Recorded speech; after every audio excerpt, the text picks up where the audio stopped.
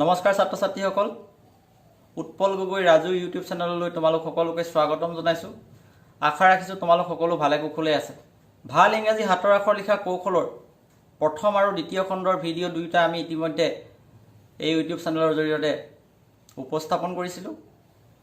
আজি আমি তোমালোকৰ মাজলৈ আগবঢ়াম ভাল ইংৰাজী হাতৰ আখৰ লিখাৰ কৌশলৰ তৃতীয় খণ্ডৰ ভিডিঅ'টো। এতিয়ালৈকে যিসকল ছাত্ৰ ছাত্ৰী বা দৰ্শকসকলে প্ৰথম আৰু দ্বিতীয় খণ্ডৰ ভিডিঅ' দুয়োটা নাই চোৱা, তেখেতলোকৰ বাবে চেনেল ডেছক্ৰিপশ্যনত প্ৰথম আৰু দ্বিতীয় দুয়োটা ভিডিঅ'ৰ লিংকটো দি দিয়া হৈছে। আপোনালোক সকলোৱে এবাৰ ক্লিক কৰি চাব পাৰিব।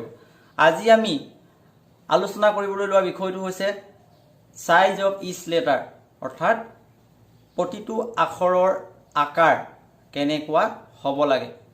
ইয়াৰ আগতে আমি ভাল ইংৰাজী হাতৰ আখৰ লিখাৰ প্ৰধান চাৰিটা নিয়মৰ বিষয়ে থুলমূলকৈ আমি অকণমান অৱগত হৈ লওঁ। কাৰ্চিভ ৰাইটিঙৰ চাৰিটা প্ৰাথমিক নিয়ম আছে।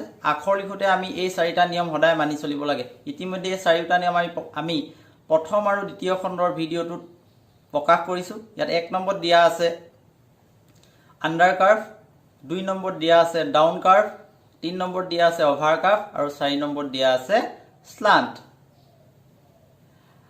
ইংৰাজী কাৰ্চিভ ৰাইটিঙৰ আখৰসমূহ লিখিবলৈ যোৱাৰ আগত আমি এই যি চাৰিটা বেছিক ষ্ট্ৰক অৰ্থাৎ প্ৰাথমিক নিয়ম এইকেইটা আমি সদায় মনত ৰাখিব লাগিব।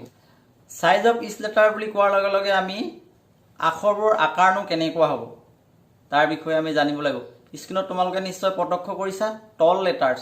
স্ক্ৰীণত প্ৰত্যক্ষ কৰি থকা যিকেইটা আখৰ দেখিবলৈ পাইছোঁ BDH, এনেধৰণৰ আখৰবিলাকে ইংৰাজী লিখা 3 শাৰী বহীৰ ওপৰৰ আঁচডাল সদায় স্পৰ্শ কৰি থাকে। ইয়াৰ আৰম্ভণি হয় মাজৰ ঘৰৰ পৰা, 3 নম্বৰ আঁচডালৰ পৰা ওপৰৰ হেডলাইন স্পৰ্শ কৰি থাকে। এই এনেধৰণে স্পৰ্শ কৰি থকা লেখাবোৰক কি বুলি কোৱা হয়?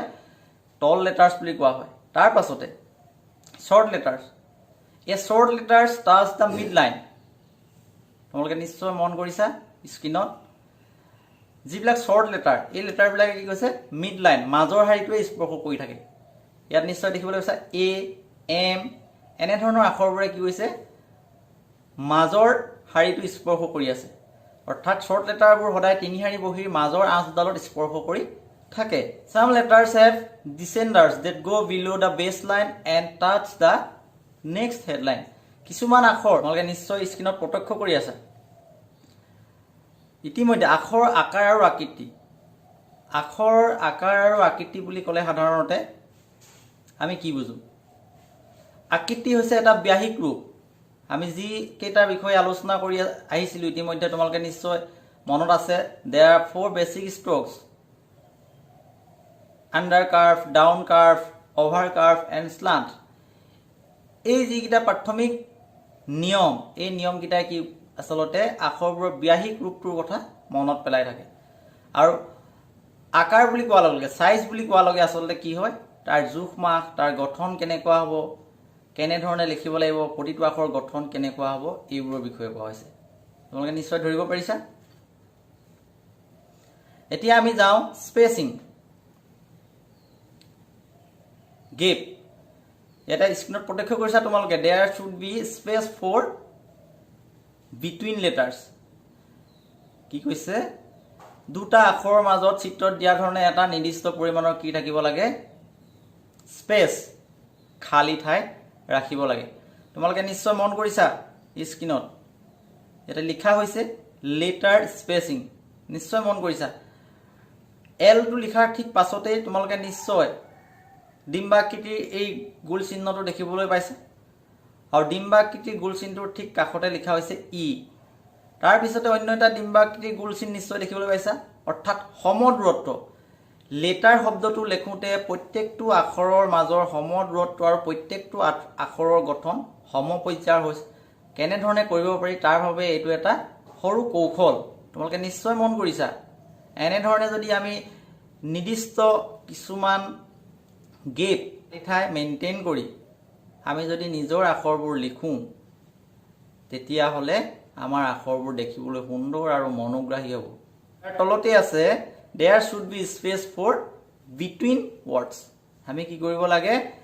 শব্দবিলাক যেনেকৈ আমি আখৰবিলাক লিখোঁতে নিৰ্দিষ্ট এটা সমান পৰ্যায়ত আখৰবোৰ লিখি সমান দূৰত্ব এৰিয়াও ঠিক তেনেদৰে শব্দবিলাকৰ মাজতো আমি কি কৰিব লাগে নিৰ্দিষ্ট কিছুমান সমপৰ্যায়ৰ ঠাই এৰিব লাগে তোমালোকে নিশ্চয় মন কৰিছা ৱৰ্ড স্পেচিং ইয়াতে প্ৰথমতে দেখা গৈছে ৱৰ্ডটো লিখাৰ পাছত ঠিক তেনেদৰে স্পেচ নিশ্চয় দেখিবলৈ পাইছা কলা ৰঙৰ ওপৰৰ বাওঁফালৰ পৰা তলৰ সোঁফাললৈ গৈছে আচলতে এই আঁচডালে শব্দ দুটাৰ মাজৰ যিটো ব্যৱধান যিমানটো দূৰত্ব থাকিব লাগে এই কথাটো বুজাইছে ঠিক তেনেদৰে প্ৰত্যেকটো ৱৰ্ড লিখাৰ পাছত আমি একে সমপৰ্যায়ৰ ঠাই আমি এৰি যাব লাগিব ইয়াৰ পিছতে আছে কেজ টু লেজিবিলিটি অৰ্থাৎ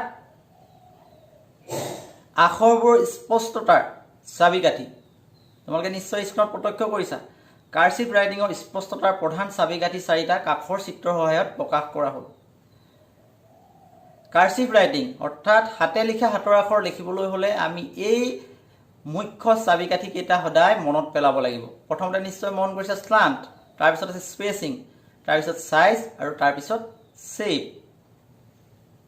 তোমালোকে নিশ্চয় মন কৰিছা স্লান্ট অৰ্থাৎ ঠিক উলম্বও নহয় ঠিক আনুভূমিকো নহয় আমি আগৰ ভিডিঅ'টোত ইতিমধ্যে ইয়াৰ বিষয়ে অৱগত কৰি গৈছোঁ অৰ্থাৎ হেলনীয়াকৈ এটা আখৰ লিখোঁতে আমি প্ৰথম আখৰটো আৰম্ভ কৰোঁতে যেনেকৈ হেলনীয়া যিটো হেলনীয়াকৈ লিখোঁ ঠিক তেনেধৰণে প্ৰতিটো আখৰ লিখোঁতে একে সমান পৰ্যায়ৰ হেলনীয়াকৈ লিখিব লাগে তাৰপিছতে আছে স্পেচিং ইতিমধ্যে আমি আলোচনা কৰিছোঁ স্পেচিং খালী ঠাই মানে দুটা আখৰ বা দুটা শব্দৰ মাজৰ যিটো গেপ স্পেচ সমান পৰ্যায়ৰ হ'ব লাগে তোমালোকে নিশ্চয় মন কৰিছিলা লেটাৰ স্পেচিঙত নিশ্চয় মন কৰিছা এলৰ পিছত এটা সৰু ডিম্বাকৃতিৰ চিহ্নই পাৰ কৰাৰ পিছত ইটো আৰম্ভ হৈছে ইৰ পৰা ঠিক তেনেকৈ আৰু এটা ডিম্বাকৃতিৰ চিহ্ন পাৰ হৈ টিটো তেনেধৰণে আৰম্ভ হৈছে অৰ্থাৎ প্ৰতিটো আখৰৰ মাজত সম দূৰত্ব বজাই ৰাখি শব্দটো গঠন কৰা হৈছে আৰু আখৰবিলাকো সমান পৰ্যায়ত লিখা হৈছে নিশ্চয় তোমালোকে মন কৰিছিলা সাইজৰ বিষয়ে ইতিমধ্যে আমি অৱগত কৰিছোঁ সাইজ হৈছে এটা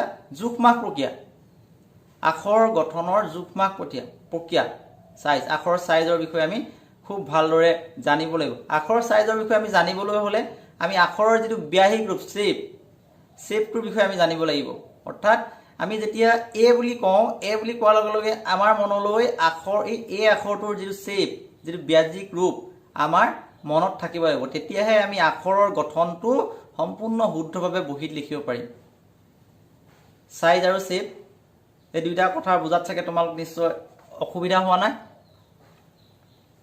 ইয়াৰ পাছতে আমি যিহেতু ভাল হাতৰ আখৰ লিখিবলৈ আগবাঢ়ি গৈ আছোঁ সেইবাবে আমি কাৰ্চিভ এলফাবেটসমূহ তোমালোকৰ মাজত এবাৰ পুনৰ উনুকিয়াবলৈ বিচাৰিছোঁ তোমালোকে ইয়াত নিশ্চয় মন কৰিলে দেখিবলৈ পাবা ইয়াত প্ৰথমতে আছে কেপিটেল লেটাৰ আৰু তাৰপিছত আছে স্মল লেটাৰ লিখোঁতে এইটো আচলতে আমি ক'ৰ পৰা আৰম্ভ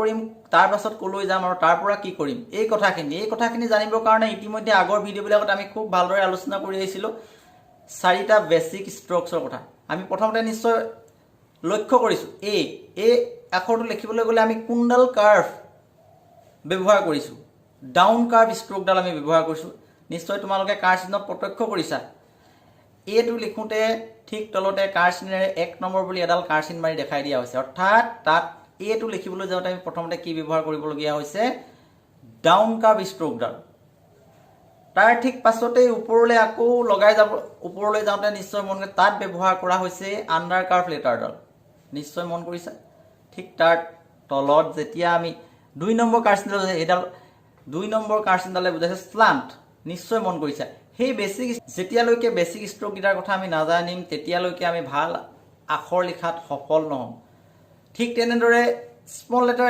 এলফাবেটকেইটা যদি আমি লক্ষ্য কৰোঁ নিশ্চয় একেই দেখিবলৈ পোৱা গৈছে তাতো এনেধৰণে down curve stroke upper curve stroke over curve stroke আৰু স্লান্ট ব্যৱহাৰ কৰা হৈছে এই কথাখিনি যদি আমি সদায় মনত ৰাখি ইংৰাজী কাৰ্চিভ ৰাইটিঙৰ অভ্যাস কৰোঁ তেতিয়া নিশ্চয় আমি উপকৃত হ'ব পাৰিম আশা ৰাখিছোঁ ভিডিঅ'টোৰ পৰা তোমালোকে উপকৃত হ'বা ধন্যবাদ